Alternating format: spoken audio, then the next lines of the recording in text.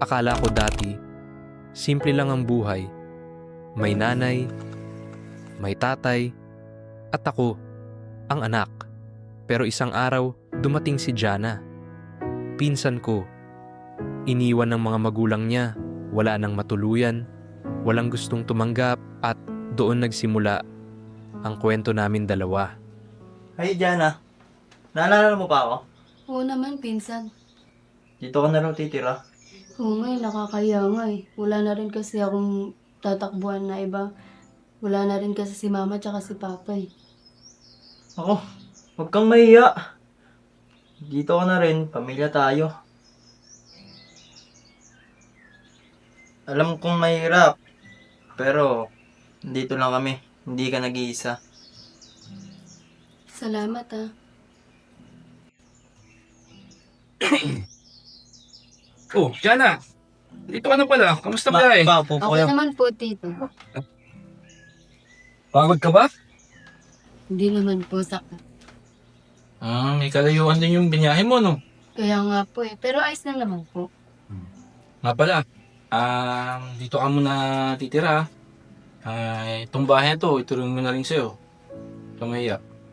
Basta huwag kang makaabala. Walang oras sa drama-drama dito. At higit sa lahat, ayoko nang tatamad-tamad. Oo naman. Taas. Papakita ko sa'yo yung kwarto mo. Tingnan mo ate yung ko. Nung una ko siyang nakita, ang lungkot sa mata niya, para bang kahit wala siyang sinasabi, ang dami niyang gustong ipaalam. Yung bata. Pamangkin ko naman yun, hindi naman ibang tao. Cherry, wala nang ibang gustong kumukup sa kanya. Wala nang matutuluyan yung bata. Ayoko nga, Mer. Dagdag gastusin pa yan. Hindi naman natin siya anak. Wala na ba ibang kamag-anak yun? Bakit kailan tayo magdusa? Hindi mo na kasi naiintindihan eh. May utang ako sa tatay niya. Si Kuya Bong. Kung hindi niya tinigil yung pag-aaral niya, hindi sana ako nakapagtapos. Oh. Dahil sa kanya, hanggang ngayon, sana ako narating. Wala tayo sa ganitong bahay. Hanggang kailan magbabayad ng utang na loob? Lahat ba ng problema ng pamilya nila pagpabiyahe din natin? Anak siya ng kapatid ko. Pamangkin ko siya. Hindi namang ibang tao yun eh. O ngayon, ulila na siya. Kung hindi tayong tatayo para sa kanya, sino lang tutulong dun sa bata? Ang gagawa ko pa.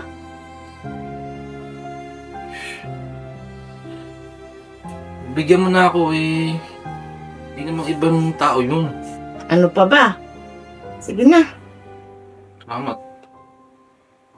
Si Mama, mula pa lang, ayaw na kay Jana. Para sa kanya, istorbo lang. Pero si Papa, utang na loob ang dahilan kung bakit tinanggap niya si Jana. Jana! Kailan ka pa dyan? Hindi ka pa tapos? Ang bagal mo naman! Wala kang silbi!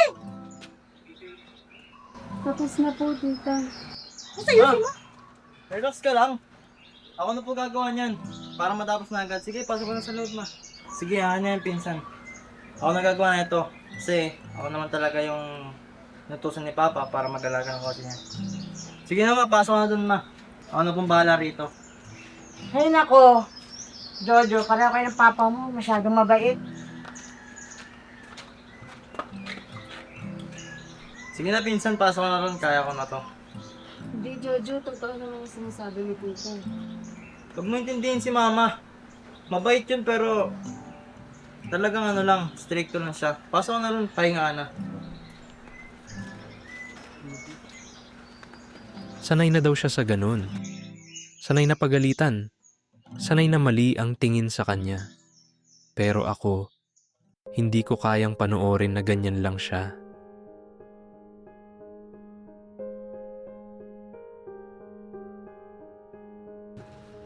Galing mo pala mag-drawing. Hindi naman. Kung ako gumawa niyan, stick man lang kaya ko. Ayan na, tumawa ka ha. Nakita ko. Ang kulit mo. Ang hirap mo kasi patawanin eh. Pero at least, nakita na itong nakangiti. Ang hirap niyang lapitan. Parang laging may pader. Pero nung araw na yun, Sa wakas, nakita ko siyang ngumiti. At doon nagsimula yung gusto kong makita pa iyon araw-araw.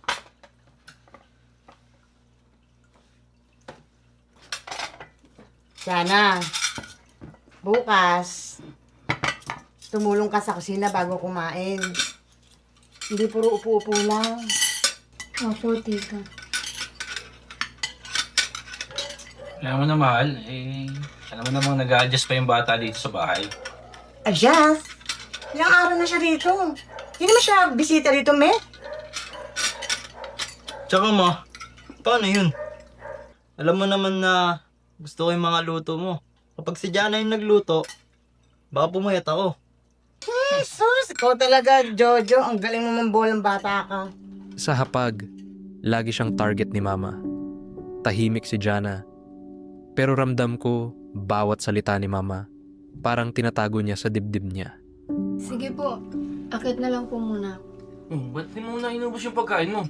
Hindi po, busog na po ako. Sige na, magpahinga ka na dyan, Sige. Tara, tayo na lang kumain.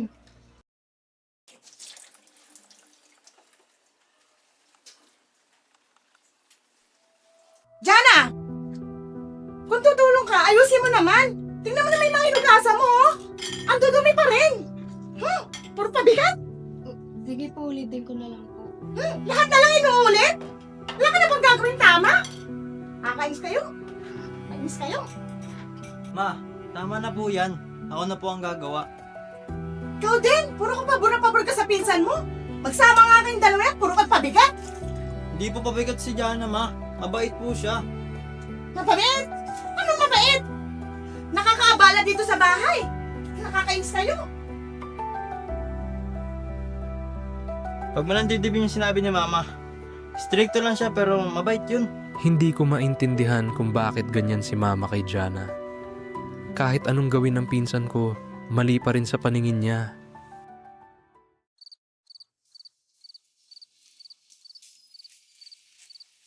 Jana! Jana, saan ako punta? Wala kang pakialam. Anong wala kang pakialam? Pamili tayo, bakit ka alis? Wala naman akong lugar sa bahay na yun eh. Ako na lang din lagi yung mali. Lagi na lang din akong pabigat.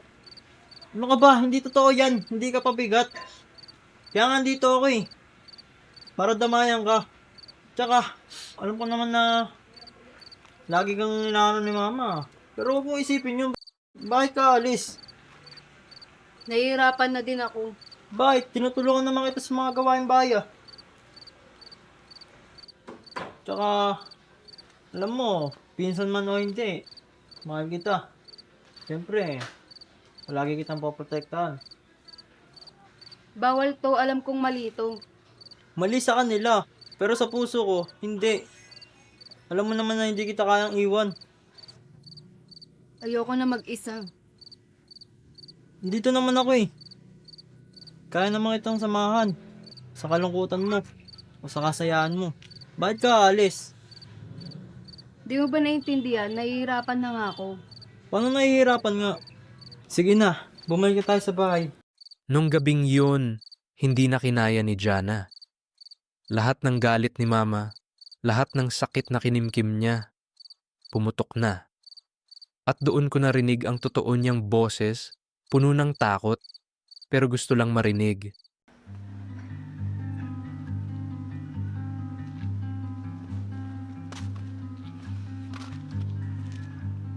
Bakit ba ang dali mong umiti? Pag ako hirap na hirap ako. May dahilan ako kaya ako madaling umiti. Alam mo kung ano? Ano? Ikaw ang dahilan ko kaya mabilis ako mapangiti. Huwag mo kong sanayin, baka hindi ko kaya pag nawala ka. Ano ka ba? Hindi ako mawawala. Kahit saan kasama mo ako, hindi kita iiwan. Akala namin ligtas kami, pero sa isang iglap lahat ng tinatago namin bumagsak sa harap nila. Jana! Jojo! Kadiri kayo! Magpinsa kayo dito pa sa pamamahay ko? Jojo! Jana! Anong ginagawa nyo? Totoo ba yan? Oo po pa. Hindi ko po kayang iwan si Jana. Mahal ko po siya. Ikaw, Jana, walang iya ka. Pinasok mo yung pamilya ko. Bukas na bukas, lumayas ka dito. Ikaw na bahala dyan, Mer. Kayong dalawa. Sa harap nila, pinili ko siya. Wala nang atrasan. At alam kong simula nun, wala nang babalik sa dati. Umalis kami nang hindi nagpapaalam. Pinili naming iwan ang lahat. Pero habang naglalakad kami sa dilim, ramdam kong may takot pa rin siya sa puso niya.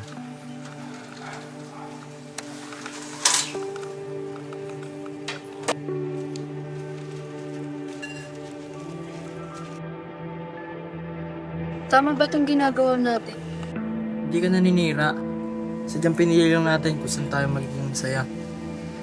Pero magpinsan tayo. Pagpinsan man, mahal kita. Walang makakatumbas doon. Tsaka, sa paningin nila, mali yun. Ano naman? Pero higit din yung nararamdaman ko. Kahit isdaan man tayo ng iba, ikaw pa rin yung pipiliin ko. Doon nawala lahat ng alinlangan. Oo, bawal.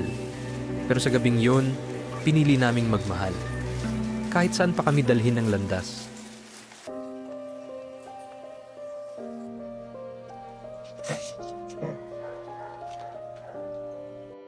Pa, Ma, pasensya na kung ganito ang ginawa namin. Alam kong mali sa paningin nyo, pero mahal namin ang isa't isa. Hindi ko kayang iwan si Jana, lalo na ngayon. May anak na kami, at responsibilidad kong alagaan siya. Sana balang araw, mapatawad nyo kami.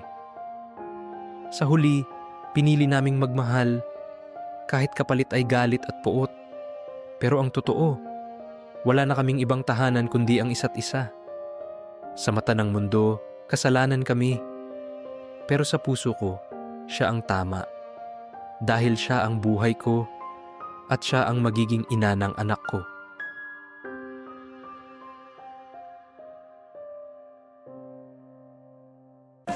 Hi po, si Romney Sarmento po ito. Like, share, and subscribe, and support ETR Films. Ano mo naman na gusto ko yung mga luto mo. Kapag si Jana yung nagluto, baka pumayat ako. Asa na ako na. Action! Kauna! Ako pa! Ibinabasa pa yan. Ang teteng na yan. Alam kong mahirap, pero dito lang kami. Hindi ka nag-iisa.